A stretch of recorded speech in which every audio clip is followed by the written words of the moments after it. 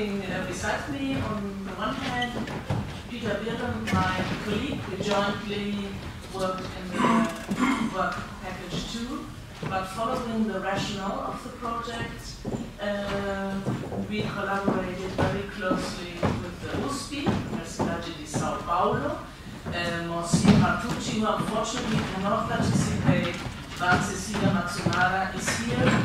So this is one of the, I think, the rationales of the EULAC-FOCUS project, to try to establish those symmetric spaces of exchange and co-production of knowledge. And I would like to take the opportunity to somehow highlight what I think is some of the assets of EULAC-FOCUS. On the one hand, as Ramon already stated, those very complex projects create strong ties of trust. This is important in these times. The project consists of 19 institutions, 10 in Latin America and the Caribbean, and 9 from the European Union.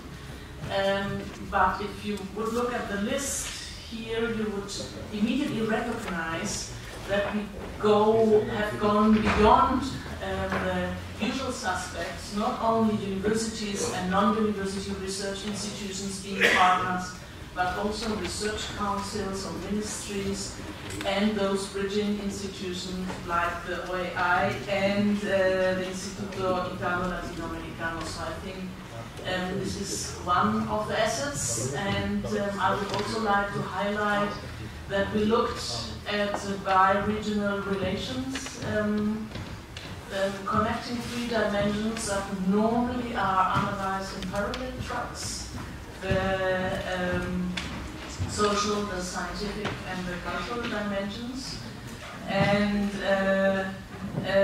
we, as already Ramon explained, organize this via a matrix structure, so that we analyze also interconnections between those thematic dimensions, and this is what I will start to talk about. But before I do so, I would not only like to thank Paula, but also Alan Göbel. He always reminds us that the Caribbean is important and is often not taken into account, and I think this is also an asset which is quite important if you look at the geopolitics of knowledge. Not only how to collaborate out of difference, but also how to take diversity into account. Our job was to develop a high horizontal work package,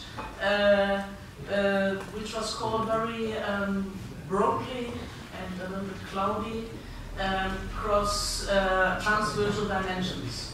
And we decided to focus on 4 cross-cutting topics: mobility, diversity, inequality, and sustainability, because we considered that these are key concepts encapsulating a broader spectrum of themes and problems, that they address significant aspects of the social, the scientific, and the cultural dimensions of EULAC relations. That means they are pertinent to all 3 dimensions of bi-regional relations considered in the project.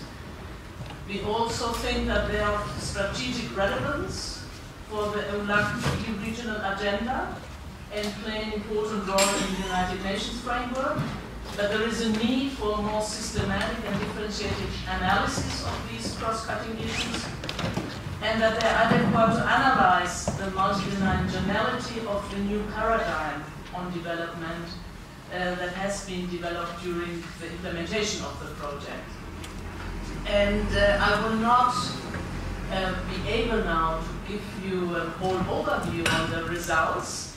I would like to mention the synthesis report. You have in your documents somehow an executive summary of that synthesis report, but it will also publish jointly with the EULAC Foundation, I think at the beginning of next year, so you can have a look at that.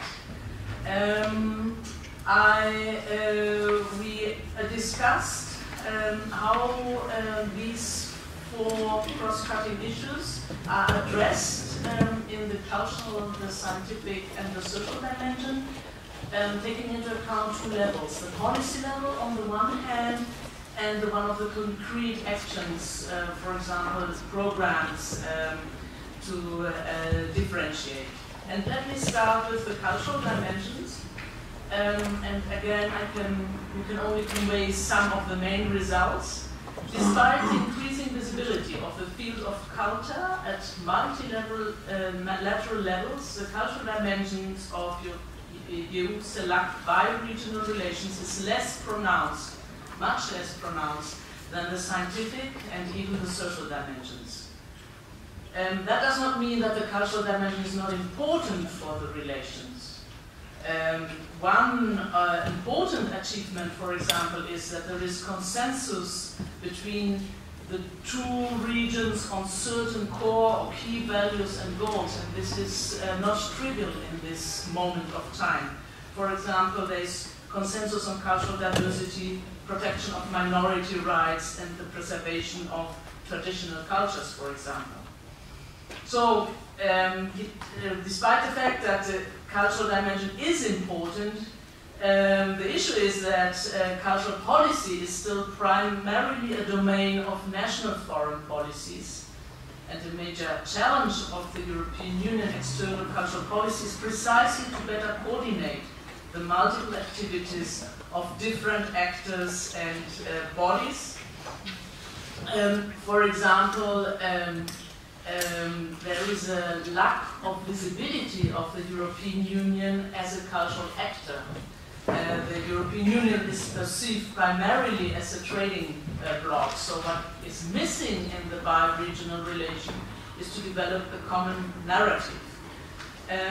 I'm sorry, I'm jumping a little bit in order to make arguments shorter.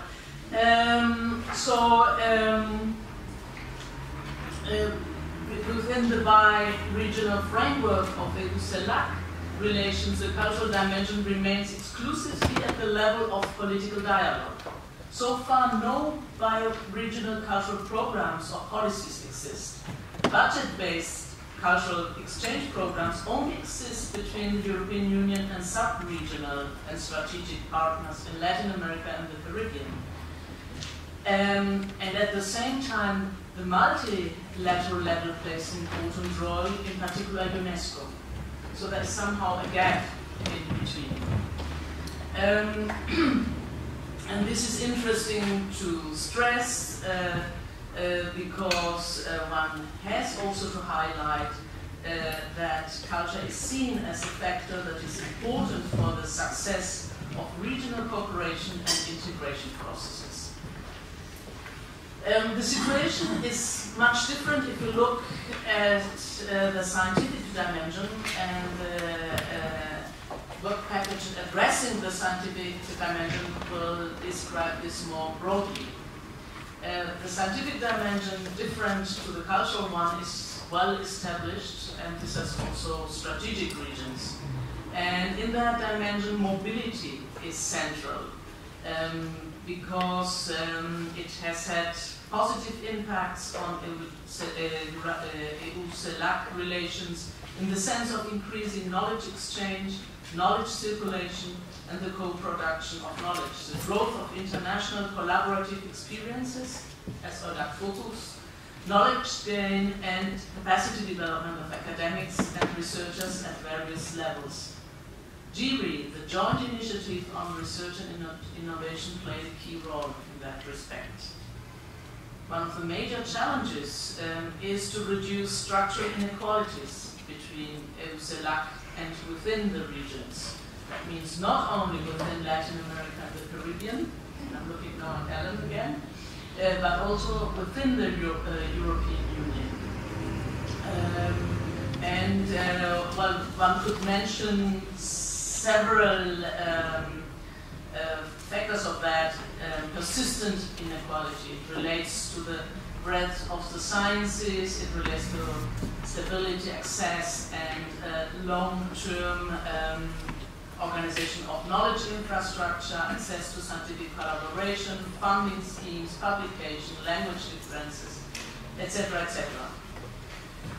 Diversity is addressed in the scientific dimension more with regards to the biological diversity, which in connection with bioeconomy is, and the connectivity between diversity and sustainability is key for the scientific relation, more on as biological diversity than as cultural diversity or knowledge diversity.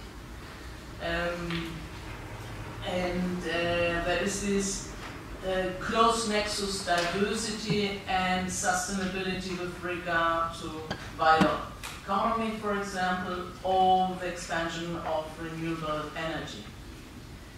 The issue of sustainability has managed to become a mainstay of the bi-regional scientific agenda, not only at the political levels, but also with regard to research priorities.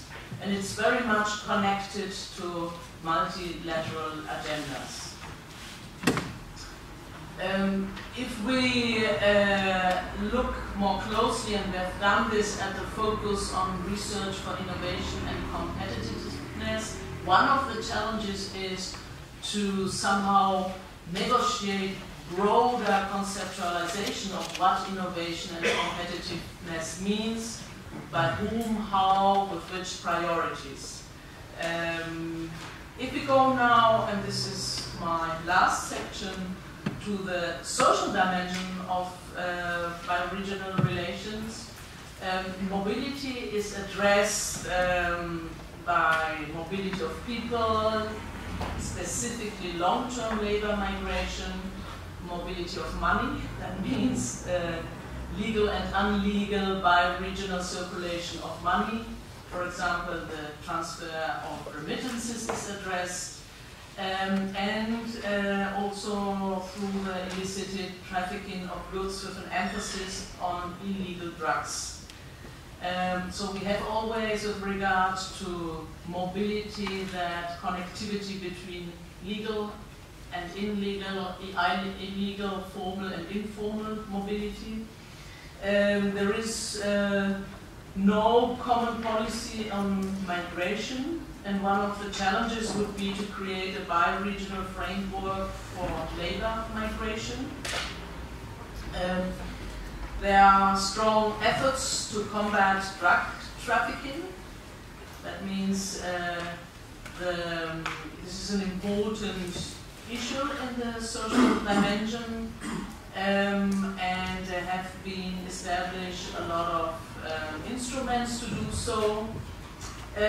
But specifically the drug trafficking, but we see this in general in many of the policies regarding and programs regarding the social, the scientific and cultural dimension, have in common that rationale that in the case of drugs, the problem is in Latin America and the Caribbean, and the root of the drug problem is not defined via the consumer side. So we have somehow a one-sided perspective on these challenges, and this is despite all the rhetoric on shared responsibility. That means the focus continues to be reducing drug production and not reducing drug consumption. It's a good example, but we could see this in also on other topics. Inequalities are addressed mainly via economic inequality, but also gender and ethnic-based inequality, and there is a strong focus on social cohesion. And here again, the challenge is that LAC is seen, looked at as the area that is expected to develop, and the European Union is seen as a model why the new framework, at least on a theoretical level, addresses that both regions are developing regions. What is also looked at in a quite disconnected way is the relation or the effects of free trade agreement on social development.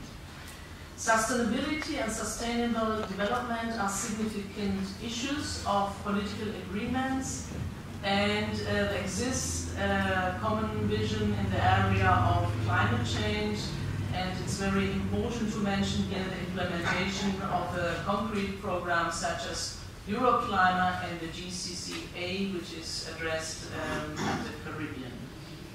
And I think I've finished with this, and I welcome everybody to have a closer look at the documents. Thank you very much.